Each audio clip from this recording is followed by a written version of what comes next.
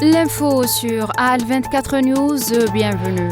L'Union interparlementaire arabe a salué les conclusions du rapport de la commission d'enquête indépendante de l'ONU sur l'agression génocidaire sioniste dans les territoires palestiniens occupés, soulignant que ce rapport avait documenté preuve à l'appui les crimes contre l'humanité que commet l'entité sioniste de façon systématique et a révélé au grand jour son implication dans des actes de génocide à Gaza et en Cisjordanie.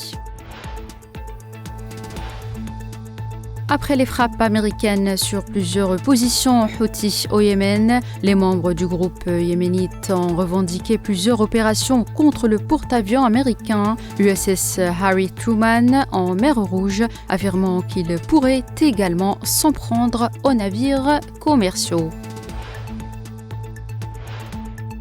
Les Nations Unies ont appelé l'entité sioniste à mettre fin à sa présence militaire dans la zone tampon du Golan syrien, occupée et à respecter l'accord sur le désengagement de 1974, a rapporté ce lundi l'agence de presse syrienne Sana.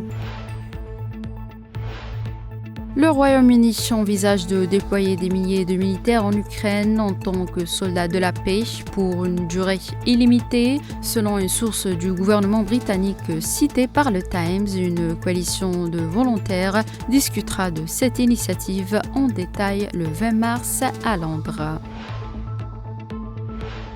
Les autorités allemandes ont décidé d'accorder une aide supplémentaire de 300 millions d'euros à la Syrie, a annoncé lundi la ministre allemande des Affaires étrangères Annalena Baerbock, peu avant le début à Bruxelles d'une conférence des donateurs.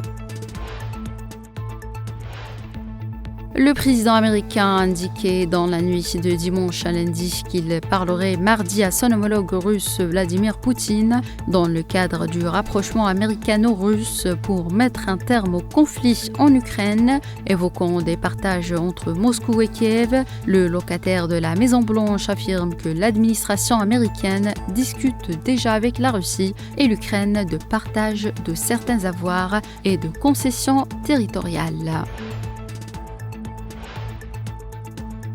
Et enfin, le bilan de l'incendie qui s'est déclaré dans une discothèque de Kokani en Macédoine du Nord est monté à 59 morts, a annoncé hier le ministre de l'Intérieur, Pense Toskovski, précisant que des mandats d'arrêt avaient été émis contre 4 personnes. Parmi les victimes, 39 ont été identifiées. Le nombre de personnes hospitalisées s'est élevé à 155, a-t-il ajouté.